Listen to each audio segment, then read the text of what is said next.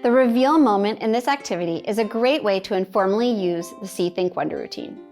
You can ask students what they see on their paper once they pick up the stencil. You can ask students what they think might have happened. Have they ever seen something like this happen before? And finally, you can ask students to wonder why. Why did the color only show up on some parts of their white paper, but not others?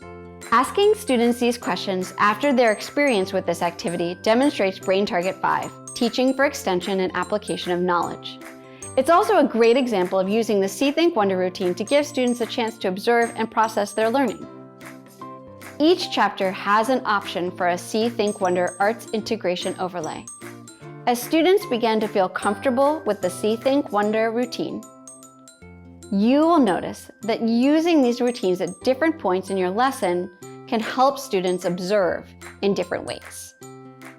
In this chapter, we're using the See, Think, Wonder routine to get the students curious about what they are observing before we introduce them to the who and how of what they are seeing.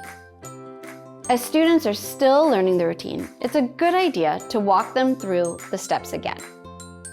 To help, we have made this slide. On the left is the artwork that students will be looking at. And on the right is the See, Think, Wonder questions and icons that you're now very familiar with. To help students better observe this particular work, we have added a few specific questions you can ask students as they are moving through the See, Think, Wonder steps. Students will likely be kind of curious after looking at this image.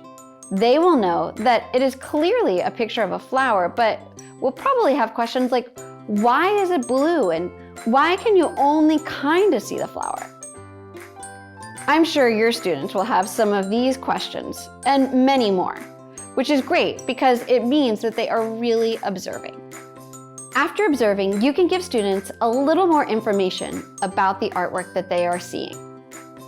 This See, Think, Wonder Arts Integration Overlay for the Sun introduces the art of cyanotypes and the artist and scientist Anna Atkins. Cyanotypes are an early form of photography using a sun-sensitive chemical reaction to create an image. Cyanotypes are a great real-world connection to the work that students have been doing themselves. Anna Atkins was a botanist in England in the 1800s and is best known for being the first person to publish a book illustrated with photographs. She used an early photography process called cyanotypes to document hundreds of different kinds of plants and algae that she collected and identified in England. The process she used was similar to the process that kindergarten students use in making their own sunprints. In the next screen, we will see a great video from SciKids that you can share with your students about how cyanotypes are made.